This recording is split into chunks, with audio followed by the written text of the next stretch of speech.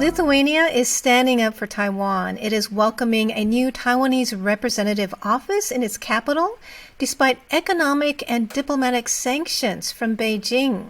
Now, today I'm honored to be able to speak with Lithuanian Member of Parliament Dovilė, Šakalienė. Thank you so much for speaking with me today. Thank you so much, dear Natalie. It's my pleasure and honor to speak to Taiwanese people.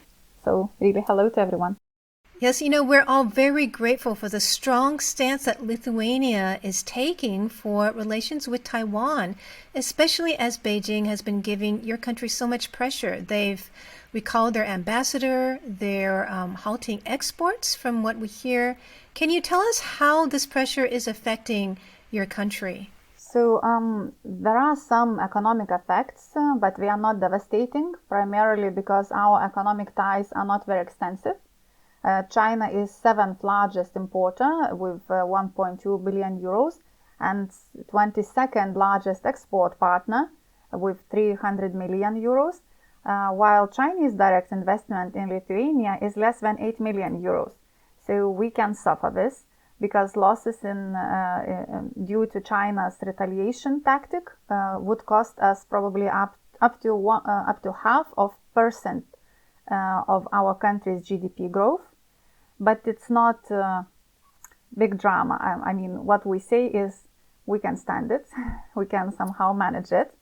But what we think is most important is that economic and trade relations with democracies are more viable and sustainable because they are less influenced by political decisions. Authoritarian regimes are really unstable and unpredictable. And we can clearly see that when we look at the Australian case, when we look at our situation. So we are trying to find ways to open other markets, especially when we talk about our democratic allies such as Taiwan, Australia, Japan, India, United States, and opening of Taiwan's representative office in Vilnius will be a huge step in this direction. Well, we really appreciate you standing up for Taiwan despite all this pressure and economic loss that you may be facing from China. Can you tell us why Lithuania has decided to stand up for Taiwan? So I believe that the easiest answer would be our historical experience, because if we remember the facts, it's easy to understand how badly we were affected by communist regime. So approximately 130,000 Lithuanians were deported from Lithuania to Siberia, and another 150,000 were imprisoned in gulags under Soviet rule. We are a small country of around 3 million people, so these numbers are huge. Well, on average, 1 in 5 families suffered directly. My family also. My grandpa was a political prisoner and also deported to Siberia. My grandma was persecuted for being in a family of forest brothers. These were our freedom fighters. But what is important to keep in mind is that until 1970s, Soviets denied existence of gulags, of this repressive system, of how many people they persecuted on political grounds. Soviet propaganda claimed that Lithuania joined Soviet Union voluntarily. Hello, we did not. So we really are mad about it, that Soviets denied right of self-determination to our nation. So that's why we really empathize with you, with Taiwan, because every nation has a right to self-determine what they want to be, with whom they want to be allies, or what unions they want to enter. So, just summarizing, I believe that our experience is very similar, and at the same time, we are countries which are now in the neighborhood of authoritarian regimes. It's always a tension, and we have to stand up together. That's right. And this week, I know that you, along with many EU representatives, put out a video calling for the world to stand up for Lithuania, to stand up for Taiwan, to resist intimidation and threats from a bully like China. What do you expect to achieve with this video? With this specific video, what I am hoping as a member of Lithuanian Parliament and really responsible to my electors, to my people, to Lithuanian people, is hoping to get support and help and understanding from democratic countries all over the world. And I'd like to quote Reinhard Bütikofer, who is a member of European Parliament, and he said, "If Lithuania is punished by Beijing, its democratic allies across the world must be ready to assist."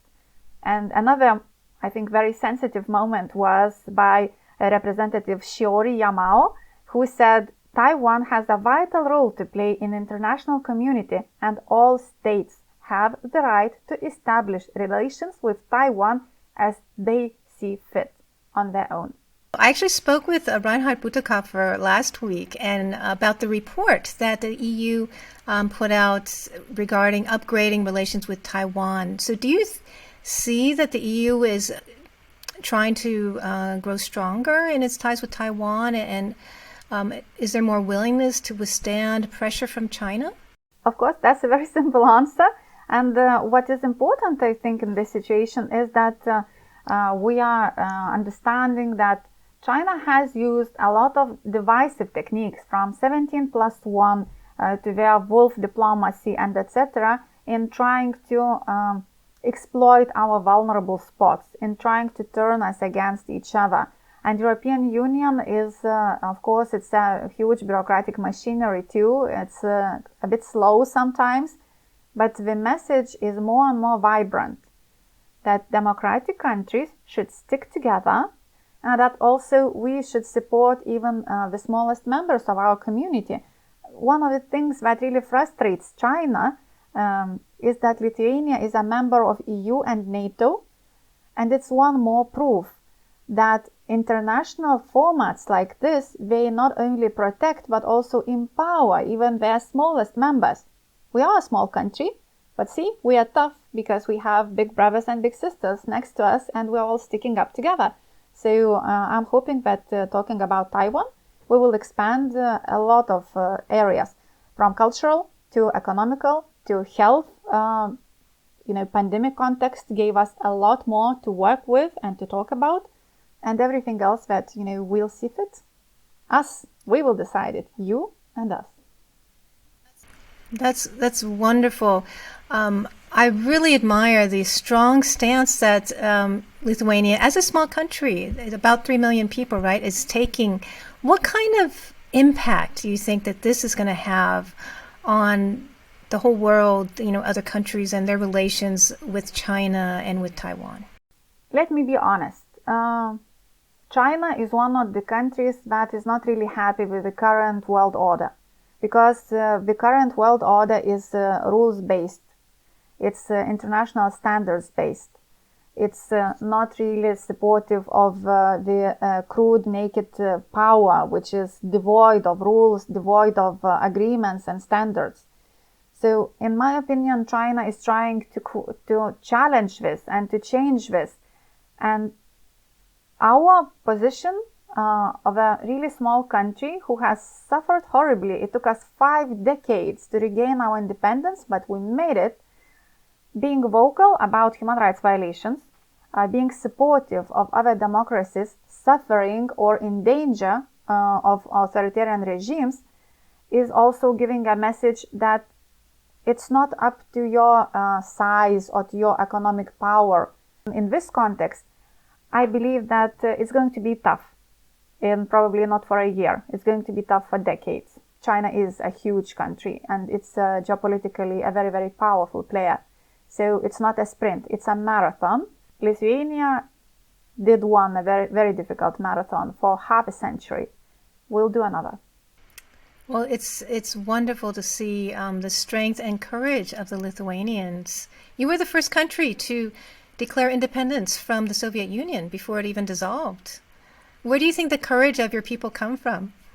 First of all, I believe it was not, that we declared independence before Soviet Union dissolved. We broke it down because it was a regime that occupied our countries, that used hostile tactics and propaganda tactics to make the world believe that we were voluntarily included into that Soviet Union, whilst it was not true.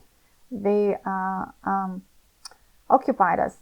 But another thing which is very important is the wish for freedom, the free spirit of Lithuanians is running very deep. There was a time when we were the largest country in Europe, going from Baltic Sea to Black Sea. Actually, for centuries, Lithuania was one of the biggest countries in Europe or the biggest country in Europe.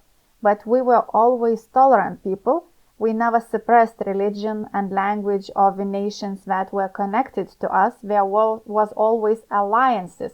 We have our state for so many years, for more than 1,000 years, and no one is going to break our free spirit. And if Soviet Union occupied us for half a century, we will survive. We took a huge risk in 1990 to break down the Soviet Union, and we succeeded. So when we see another nation fighting for a right of self-determination or just fundamental human rights, we feel kinship. We know what it feels like. And the freedom of spirit cannot be killed. The spirit of freedom cannot be killed. Is there anything you'd like to say to the people of Taiwan? Stay strong. It's going to get better. You have friends and allies, and we really, with all our heart, are with you. Thank you so much. We appreciate you speaking with us, and we appreciate the people and government of your country standing with Taiwan. I've been speaking with Lithuanian Member of Parliament Dovilė Šakalienė. It's been wonderful speaking with you. Thank you so much again. Thank you.